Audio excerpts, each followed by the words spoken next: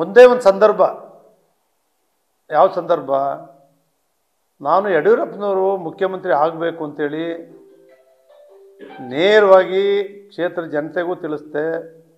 50,000 ಜನ ಸೇರಿಸಿ ಯಡಿಯೂರಪ್ಪ ಮುಖ್ಯಮಂತ್ರಿ ಆಗಬೇಕು ಅಂತೇಳಿ ಟೌನ್ ಹಾಲ್ನಲ್ಲಿ BJP ಸೇರಿದ ಮೇಲೆ ನಾನು ಸೋತಾಗ ಯಡಿಯೂರಪ್ಪನವರು ಗೃಹ ಮಂಡಳಿ ಅಧ್ಯಕ್ಷನ ಮಾಡಿದಾಗ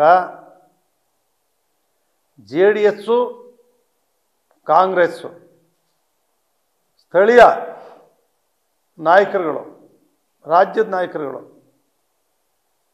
ಆ ಗೃಹ ಮಂಡಳಿ ಮಾಡ್ತಕ್ಕಂಥ ಬಡಾವಣೆಗಳನ್ನು ಮಾಡಿಸ್ಬಾರ್ದು ಅಂತೇಳಿ ತನಿಖೆಗೆ ಹಾಕ್ಸಿದ್ಬಿಟ್ರೆ ಗೃಹ ಮಂಡಳಿ ಅಧ್ಯಕ್ಷನಾಗಿದ್ದಾಗ JDS ಮತ್ತು ಕಾಂಗ್ರೆಸ್ಸು ನೀವಿಬ್ಬರೂ ಸೇರ್ಕೊಂಡು ನಮ್ಮ BJPಗೆ ಹೋದೆ ಅಂತೇಳಿ ನೀವು ಮಾಡಿದಿರಿ. ಆದರೆ ಅವತ್ತು ಎಷ್ಟೊಂದು ಇದೇ ರೀತಿ ನಾನು ತೇಜೋವಧೆ ಮಾಡ್ತಕ್ಕಂಥ ಹೇಳಿಕೆಗಳು, ಗೊತ್ತಿಲ್ಲದೆ ಇರ್ತಕ್ಕಂಥ ಸಂಬಂಧಪಡದೇ ಇರ್ತಕ್ಕಂಥವ್ರಿಗೆಲ್ಲ TV ಸ್ಟೇಟ್ಮೆಂಟ್ಗಳು ಬೇಕಾದಷ್ಟು ಕೊಡಿಸಿದ್ರು. ಆದರೆ ನಮ್ಮ ರೈತರು GT ದೇವೇಗೌಡರು ಏನು ಅಂತ ಗೊತ್ತಿರೋದ್ರಿಂದ ಅವ್ರು ಯಾರು ಕೂಡ ಯಾವುದೇ ತನಿಖೆಗಳಲ್ಲೂ ಕೂಡ ಮಾಡಿಸಿದ್ರು ಕೂಡ ನಾನು ನಿಮ್ಮ ಕೈಲಿ ಫೋನ್ ಮಾಡಿಸಿಲ್ಲ. ಸಿದ್ದರಾಮಯ್ಯನವ್ರಿಗೆ ಗೊತ್ತು, 25 ವರ್ಷ ಅವ್ರ ಜೊತೆ ಇದ್ದೆ, ಒಂದು ದಿನ ಅವ್ರ ಕೈಲಿ ಪೊಲೀಸ್ಗೆ ಒಂದೇ ಒಂದು ಫೋನ್ ಮಾಡಿಸಿಲ್ಲ.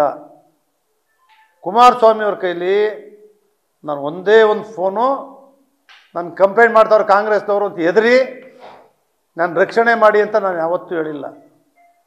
ನನ್ನ ಮಗನ್ನು ನನ್ನ ಬಂಧಿಸ್ತಕ್ಕಂಥ ಜೈಲಿಗೆ ಹೋಗ್ತಕ್ಕಂಥ ಅಪರಾಧ ನಾವು ಒಂದೂ ಮಾಡಿಲ್ಲ. ನನ್ನ ಮಗ ನಾನು 20 ದಿವಸ ಜೈಲಲ್ಲಿ ಇರಬೇಕು ಅಂತೇಳಿ ರೇವಣ್ಣವ್ರು ಯಾರನ್ನ ಯೋಚನೆ ಮಾಡಿ ಹೇಳಿದ್ರು ನನಗಂತೂ ಗೊತ್ತಿಲ್ಲ. ರೇವಣ್ಣವರೇ, ನಿಮ್ಮ ಕೈಲಿ ಪೊಲೀಸು ಮಾಡಿಸಿಲ್ಲ, ಕುಮಾರಸ್ವಾಮಿಯವ್ರ ಕೈಲಿ ನಾವು ಮಾಡಿಸಿಲ್ಲ. ಯಾವುದೇ ಮುಖ್ಯಮಂತ್ರಿಗಳು, ಮಂತ್ರಿಗಳ ಕೈಲಿ, ಯಾವ ಮಂತ್ರಿಗಳಾದರೂ ಸರಿ, ಚಿಕ್ಕವನಿಂದ ಸಣ್ಣ ಹುಡುಗನಿಂದ ಹಿಡಿದು ಇವತ್ತಿನವರೆಗೂ 54 ವರ್ಷ ಸಾರ್ವಜನಿಕ ಸೇವೆಯಲ್ಲಿರ್ತಕ್ಕಂಥ ನನ್ನ ಮೇಲೆ ಯಾರೂ ಕೊಟ್ಟಿಲ್ಲ. ನಾನು ಯಾವ ಲೀಡರ್ಗಳ ಕೈಲೂ ಕೂಡ ನನ್ನ ಅರೆಸ್ಟ್ ಮಾಡಿಬಿಡ್ತಾವ್ರೆ, ನನ್ನ ಮೇಲೆ ಕೇಸ್ ಹಾಕವ್ರೆ, ನಿಮ್ಮ ಬಿಡುಗಡೆ ಮಾಡಿಸ್ಕೊಡಿ, ತಪ್ಪಿಸಿ ಅಂತೇಳಿ ನಾನು ಹೇಳಿಲ್ಲ. ರೇವಣ್ಣ ಹೇಳ್ತಾರೆ ಕುಮಾರಸ್ವಾಮಿ ಆಗ್ರಹ ಮಾಡಿದ್ರು ಅದಕ್ಕೆ ಬಂಧನ ತಪ್ಪಿತು ಅಂತೇಳಿ. ದಯಮಾಡಿ ಕ್ಷಮಿಸಿ ರೇವಣ್ಣವರೇ, ನನ್ನ ಕುಟುಂಬನೇ ಬೇರೆ, ನಾನು ಬೆಳೆದು ಬಂದಿರೋದೇ ಬೇರೆ. ನನ್ನನ್ನು ಅರ್ಥ ಮಾಡ್ಕೊಳ್ಳೋಕ್ಕೆ ನಮ್ಮ ಮನೆಯವ್ರ ಕೈಯಿಂದನೇ ಸಾಧ್ಯ ಇಲ್ಲ. ನೀವ್ಯಾರೂ ನನ್ನನ್ನು ಅರ್ಥ ಮಾಡ್ಕೊಳ್ಳೋಕ್ಕೆ ಸಾಧ್ಯ ಇಲ್ಲ. ದೇವರಿಗೆ ಮಾತ್ರ ಗೊತ್ತು ನನ್ನ ಬದುಕು, ಹಂಗೆ ಬದುಕ್ತಾ ಇದ್ದೀನಿ ನಾನು. ದಯವಿಟ್ಟು ಈ ರೀತಿ ಅವನು ಜೈಲಿಗೆ ಹಾಕ್ಬಿಡ್ತಾಯಿದ್ರು, ನಾವು ತಪ್ಪಿಸಿದ್ದೀವಿ, ಈ ಹೇಳಿಕೆಗಳು ಜನರ ಮನಸ್ಸಲ್ಲಿ ಏನು ಹೋಗುತ್ತೆ? ನಾವು ಕಾಂಗ್ರೆಸ್ ಅವ್ರು ಮಾಡ್ತಿದ್ರು ತಪ್ಪಿಸ್ಬಿಟ್ಟು, ಇದನ್ನು ನಾನು ಅವ್ರನ್ನೇ ಕೇಳ್ತೀನಿ, ರೇವಣ್ಣವ್ರನ್ನೇ. ಬೆಳಗಾಂ ಅಧಿವೇಶನದಲ್ಲಿ ಏನು ರೇವಣ್ಣ ಯಾವತ್ತು ಹೇಳಿದೆ, ಅದು ಯಾವ ಕೇಸಲ್ಲಿ?